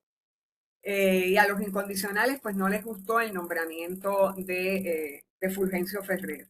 De todas maneras, el nombramiento se hizo, aparece publicado incluso en la prensa anunciando dicho nombramiento. Si puede pasar la próxima. Se escribe incluso un artículo de periódico a cargo de Esteban de Mira, porque a este señor se le había ofrecido el puesto y él critica el nombramiento de Fulgencio Ferrer porque supuestamente tenía que tener 2 años de residencia en el lugar y solamente había estado durante 6 a 8 meses. Y además de eso, de manera despectiva, dice que se dedicaba a prácticamente a destilar ron para el señor Dupleix. El señor Dupleix es una persona sumamente importante y no era un mero destilador de ron, o sea, Fulgencio Ferrer era representante del señor Dupleix, no solamente en Barceloneta, sino en otros sitios. Si puede pasar la próxima, por favor. El pueblo de Barceloneta es un pueblo sumamente interesante, no puedo abundar mucho con relación al poblado. Se funda en el siglo XIX, en 1860, por un blandense, y es interesante por el hecho de que prácticamente todas las personas que se mudaron al pueblo de Barceloneta eran catalanes, muchos de ellos blandenses. Y no solamente eso, se constituyó una comunidad catalanohablante sumamente cerrada, que después empieza a abrirse y empieza entonces a mezclarse con otras familias procedentes de otras regiones de España. Incluso hablaban en catalán, hacían negocio en catalán, en las plazas, en los mercados se hablaba en catalán, a pesar de todas las prohibiciones por parte del gobierno de español de la isla. Sus tierras eran muy fértiles y por lo tanto se van a dedicar mayormente a la agricultura y al comercio. Y si se dan cuenta, es costero, es un pueblo costero que tiene un buen puerto, o sea que él del interior se mueve a la costa, a Barceloneta. Si pasa la próxima, por favor. Algunas de sus acciones como juez municipal, participó en varias subastas públicas, ¿verdad? Desempeñando su cargo durante este periodo de 2 años. Si pasa la próxima, por favor. Vendía terrenos, negocio de bienes raíces, pero no terrenos suyos, sino que era representante del señor Ludwig Dupleix. Y a la misma vez hacía comercio con Barcelona de dulces y frutos del país. La próxima. ¿Quién es este señor que tanto hemos mencionado? Pues comerciante, cónsul de Alemania en San Juan, en Puerto Rico, agente de compañía de seguro y consejero del Banco Territorial Agrícola. O sea, era una persona que tenía muchos negocios, era una persona que tenía muchas propiedades, muchas tierras en diferentes lugares, y mi abuelo era su representante en Barceloneta, y también hacía negocios de comercio a través de las compañías que tenía el señor Dupleix. Si la pasa, por favor. Viaja en el 98 a España y se le identifica como labrador, como trabajador, como empleado. Ya no vive en Barceloneta, se ha movido a Cataño, que estaba adscrito al partido de Bayamón. Y ese es uno de los muchos viajes que va a hacer. Si puede pasarlo, la próxima. Ya en el 1900 está de regreso en Puerto Rico, que era donde vivía, donde residía, y viene a cumplir con la declaración de nacionalidad que era obligatoria para todos aquellos españoles, nacionales españoles, que quisieran conservar su nacionalidad, su ciudadanía, y a la misma vez nacionalizar a sus hijos. Y él cumple con ese requisito que se había estipulado en el Tratado de Paz entre Estados Unidos y España, y inscribe a sus hijos, a sus 4 hijos del primer matrimonio, Esteban, Emanuel, Fulgencio y Pedro, los inscribe para que se les reconociera su nacionalidad española. Y ese es el documento que pude rescatar del Archivo General de Puerto Rico, donde no era solamente el de él, hay cientos de españoles que nacionalizaron, inscribieron a sus hijos para que se les reconociera dicha nacionalidad. La próxima, por favor. En el 1910, en el censo del 1910, lo encontramos viviendo en otro pueblo de la costa cerca de Barceloneta, que es el pueblo de Arecibo, ¿verdad? Y mayoral de una finca de caña de azúcar, y viviendo con Providencia García y Pisol. O sea que aquí entra una nueva figura, que es quien va a ser su segunda esposa. El problema no es problema, sino que sencillamente convivía con ella porque mi bisabuela todavía no había fallecido. Ella fallece aproximadamente en el 1919. Si pasa la próxima. Aquí en el 20 ya está residiendo definitivamente, permanentemente en Cataño, ya no trabaja, tiene 63 años y está compartiendo con Providencia García, y en el censo se pueden ver los nombres de algunos de los hijos habidos en ese matrimonio. Si lo pasa, por favor, la próxima. Cataño también fue un poblado de la costa norte, muy cercano a San Juan, lo pueden ver en el mapa, y fundado en el siglo XVI, pero siempre estuvo adscrito al municipio de Bayamón, y no es hasta el 27 que se va a separar y se va a convertir en municipio aparte. Se casó con Providencia García y Pisol el 28 de junio de 1927, quedando legalizados todos sus hijos. Es bien interesante, cuando yo empecé a mirar las partidas de nacimiento de los hijos que había tenido con Providencia, a todos los conocí, tuve ¿verdad? La oportunidad de conocerlos, y mi familia por parte materna pues siempre mantuvo muy buena relación con todos ellos. lo pudimos ver en la foto que presenté de mis abuelos. Es interesante porque aparecen en el acta de nacimiento como hijos ilegítimos. Y en el lateral aparece que fueron legalizados por el matrimonio que se llevó a cabo el 28 de junio de 1927 entre Fulgencio Ferrer y Providencia García Tisol.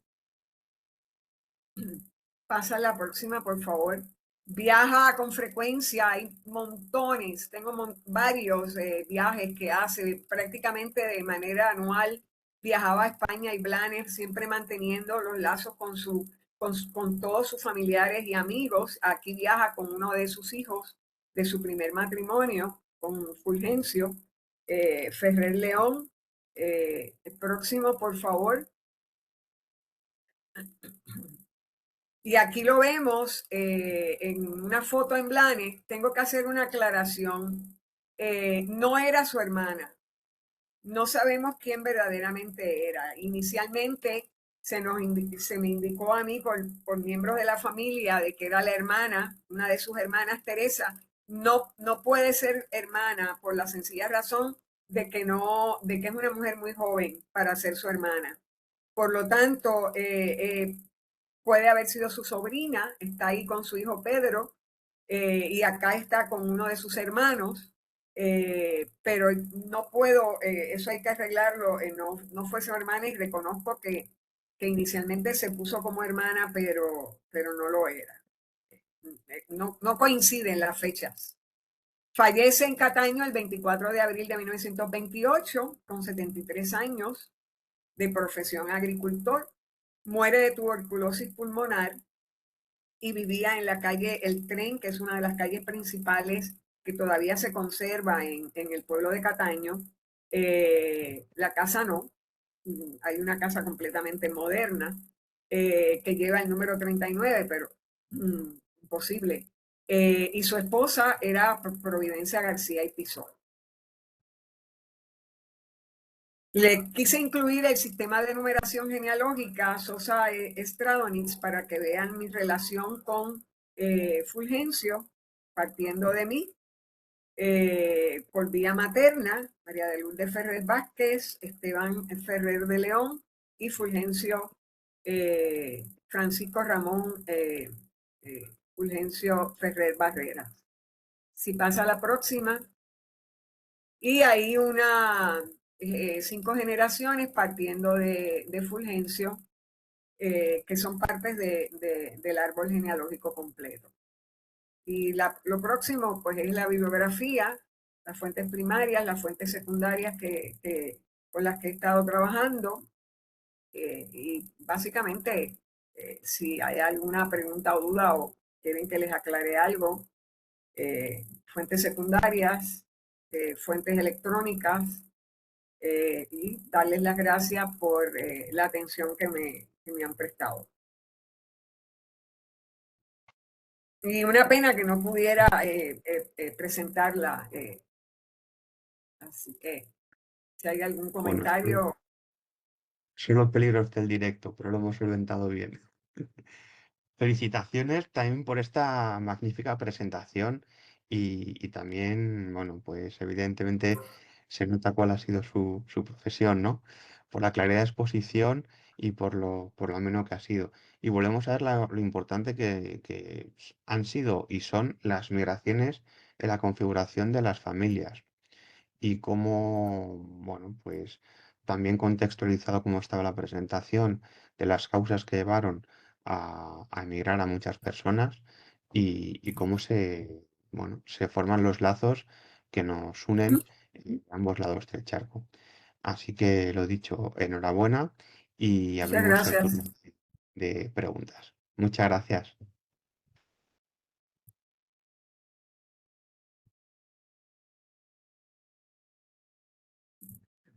A ver, desempato. Doña Mercedes, usted primero. Mariano primero. No, Mercedes, siempre tú antes. Ya. Felicitaciones, Lolianet. por esta magnífica investigación que estás realizando, porque yo sé que tú sigues con la investigación y tú mencionabas en una parte que te parecía algo que te parecía extraño con lo del matrimonio, el segundo matrimonio de tu abuelo.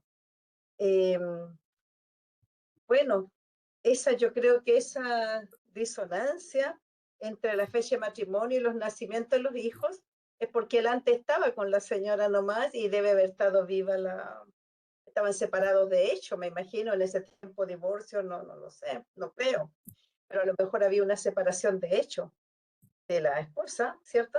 Y después, Pues no lo sé, no lo sé. La verdad es que no he podido encontrar, incluso no sé si ella fallece, regresa a Juncos eventualmente, porque ella era de Juncos, o si fallece en Barceloneta. no he encontrado No la sé, no he defunción, podido encontrar incluso ni tan siquiera la fecha exacta, no está en el registro civil, no la he podido encontrar por no saber exactamente claro. dónde falleció. Pero uno tal vez podría inferir, ¿cierto? Dentro de la investigación que llevas, que, bueno, los hijos nacieron todos en 1900 y algo, pero él se casa con esta señora Providencia en 1927. Entonces podríamos inferir que por esa fecha fue el fallecimiento de su esposa, de su primera esposa, ¿cierto? Más o menos lo que yo pensaba al ver tu investigación.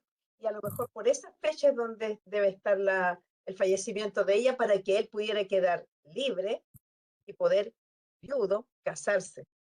Bueno, y al casarse legalizan los hijos Sí, nacidos, los hijos que tenían en 1904 y 5 y no sé cuánto más, ¿cierto?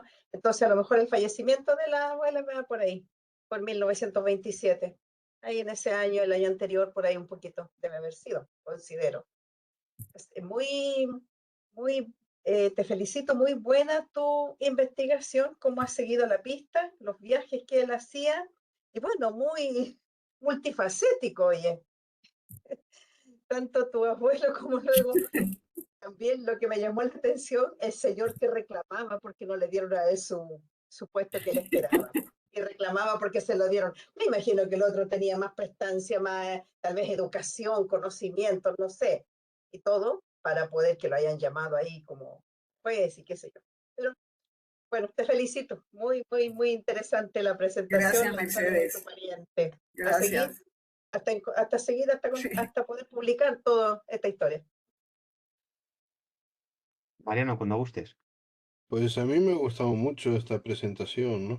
Y bueno, y- y al ver el personaje, ¿no? Que se dedica al comercio y un comercio, bueno, con este señor Ludwig, no recuerdo el apellido, un comercio de escala, ¿no? eh, o de importancia, ¿verdad? Y luego él viaja mucho a Blanes, vuelve a su lugar. A mí me ha gustado porque yo creo que muchas veces el pase a América se daba también por esta razón, ¿no? Por ejercer el comercio. Incluso se pasaba a América como representante comercial de casas, bueno, de aquí de la península.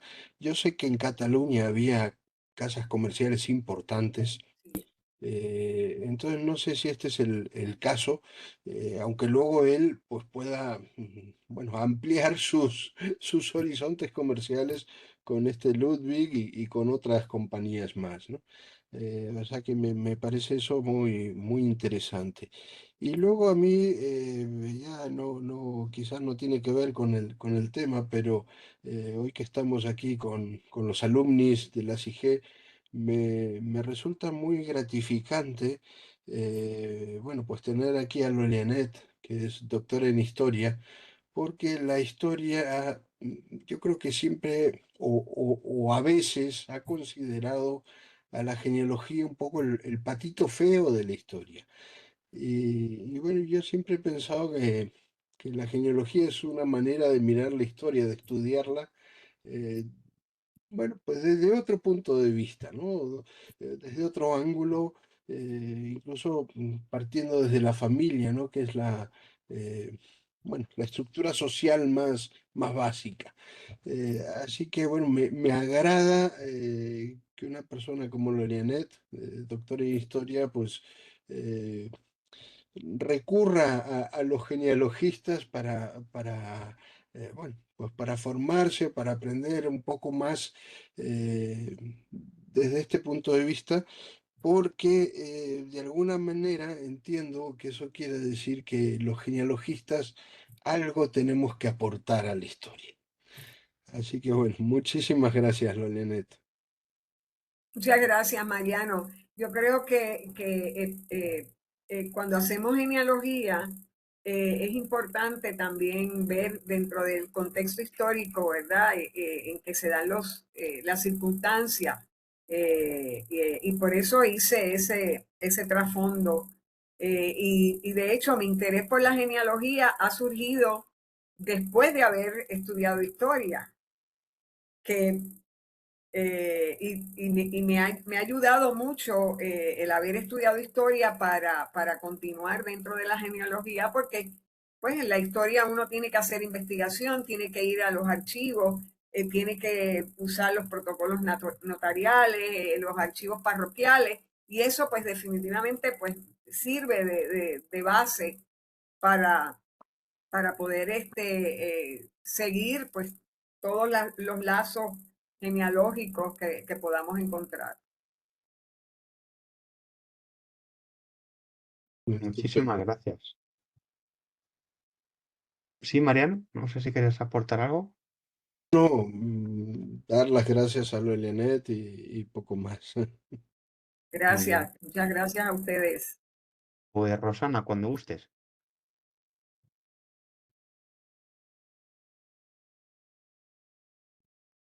Yo también quería agradecerte por la presentación. Me ha parecido, bueno, preciosa la historia, sumamente interesante. Yo que no sé de historia, a mí me pasó al revés, como que me intereso por la historia porque me encuentro con una cuestión personal de alguien y yo creo que, claro, al final la historia, en general la genealogía, como que te acerca al individuo, ¿no? Y a cómo vivía el individuo dentro de aquel contexto histórico.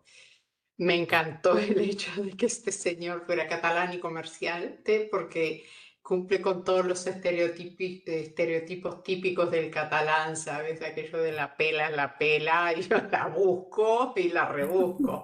Me encantó el personaje, me gustó muchísimo. ¿Y sabes qué quería destacar? Porque fue lo primero que pensé. Lo bonita que has presentado, lo bonita que era la presentación en sí. Es que me pareció bonita, ¿sabes? Cada lámina que surgía, wow, es decir, con las fotos, con el diseño, bueno, me ha gustado muchísimo. Gracias por la presentación, Lorianet, la enhorabuena. Muchas gracias, Rosana. Muy bien, pues no sé si hay alguna pregunta más. Los últimos segundos. Nos tomamos la Bueno, foto acostumbrada, aunque se han ido Margeline, Ronald, la fotito ahí. Mariano, te Mariano, nombro Mariano es fotógrafo nuestro oficial. fotógrafo oficial. Yo, Sí, fotógrafo. Carlos, por favor, pon la cámara, eso. Espera, que tengo que abrir El fotógrafo oficial, el programa de fotografía. Espera, ¿dónde está el Photoshop? fotógrafo que no está atento para el flash.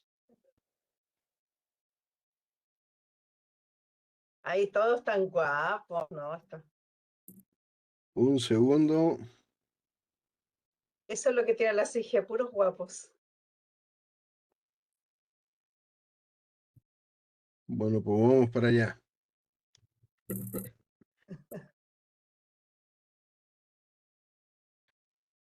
A ver, yo creo que habrá. A ver. Así salió. Bueno, yo creo que sí. Sí, ya. Yo creo que está Ya puedo, bien. ya puedo respirar. Para alumni la foto ahí, para las Rocío, noticias. ¿querías comentar algo? Yo quería comentar lo estimulante que me resulta ver el trabajo de los compañeros que ya llevan años o más tiempo que yo en la CIGE, porque es que me quedo, bueno, súper contenta con lo que he visto y bueno, nada, que es Bueno, súper estimulante ver cómo han podido desarrollar todas estas habilidades para presentar estos trabajos y para hacer el trabajo que está haciendo Charlotte, por ejemplo, ¿no? Bueno, no sé, me quedo súper contenta. Venga. han sido de alto nivel, realmente no son Sí. microcharlas, Renan, así que nada de microcharlas hay en Que en no, la que no. diapositiva. Charlas de alumni, la jornada de Sí. charlas de alumni, porque no son micro, esto no es micro jamás, son excelentes, Son han sido de muy buen macro, nivel. Yo las voy a ver de nuevo, óptimo. ponerlas tranquilas ahí cuando estén subidas. Sí, Cuando yo estén recuerdo subidas la a primera YouTube, sesión también, las charlas estuvieron increíbles, la primera sesión estuvieron buenísimas, ¿cierto? buenísima. Muy La verdad que sí. buenas, así que yo las voy a ver. Estas las voy a repetir para poder disfrutarlas más. Sí, Pues buenísimo. eso es gracias a vosotros. Y por mi parte, solo dar las gracias de nuevo a Charlotte, a Renan y a Lulianet por su trabajo, por sus magníficas presentaciones, sobre todo por su interés en participar y en Sí. seguir enriqueciendo este grupo alumni, que sigue creciendo a buen ritmo y evidentemente es gracias a todas las personas que lo conforman. No sé si quieres cerrar tú la sesión, Mercedes. Sí. Bueno, muy agradecida de cada uno de los ponentes, especialmente. Felicitaciones por lo que están realizando, lo que realiza Renan, maravilloso con la gente ahí que lo ha acogido con esa tierra nueva, que cuando uno vive en otra tierra pasa a ser parte del terruño. Y eso es muy lindo. Felicitaciones y a seguir. Felicitaciones, Charlotte, porque me has dejado maravillada con la organización, con todo lo que han armado en tan poco tiempo, porque verdaderamente es poco el tiempo por las fechas que tú nos diste. Entonces, a seguir con eso tan maravilloso y aprovechar todos esos mayores antes que pasen ellos a una mejor vida y se lleven todos los recuerdos, ¿cierto? Ellos, punto principal. Así que felicitaciones, Charlotte, por esa fuerza, esa garra para poder llevar más gente y hacer esta asociación que tanto bien le va a hacer al pueblo. Y Lolianet, ¿qué quieres que te diga? Tu pariente me multifacético, tantas cosas que hacía, yo me lo imaginaba lleno de vida, un hombre siempre pensando, haciendo una cosa y pensando en la otra, en la que viene, en lo que va, como muy así, con mucho movimiento, por todo lo que tú nos has mostrado y quizás cuantas cosas más que no has descubierto. Muy bien presentado, como decía Rosana, muy linda también estéticamente. Y bueno, todas las tres charlas maravillosas. Felicitaciones, a seguir adelante. Eh, bueno, que nos sigamos viendo en Alumni y que sigamos, bueno, cada uno de ustedes desarrollando sus proyectos, sus trabajos. Éxito y muchas gracias por la disposición a compartir lo que ustedes están haciendo, bueno, con nosotros. Eso, muchas gracias. Gracias, Mercedes. Gracias a Recordamos que el ustedes. próximo miércoles hay tertulia alumni para quien quiera participar. Tertulia, sí. Todos Muchísimas invitados. gracias Muchas gracias por el y, espacio. y buenas Gracias. noches. Ustedes, Gracias. a ustedes. Gracias a Hasta luego. vosotros. Buenas noches. Hasta luego. Adiós. Muchas gracias. Nos vemos. Adiós. Adiós. Gracias. Adiós. Los invitaríamos a una 11, pero estamos tan lejos. Una oncecita chilena, se Una extraña. oncecita chilena, sí. Ya será el momento. Nos vemos, Mercedes, que esté muy bien. Nos Adiós, vemos, Mariana. Renan. Felicitaciones y gracias. Gracias. Yo les digo, lo invitaría a una 11 porque aquí se llama 11. Es la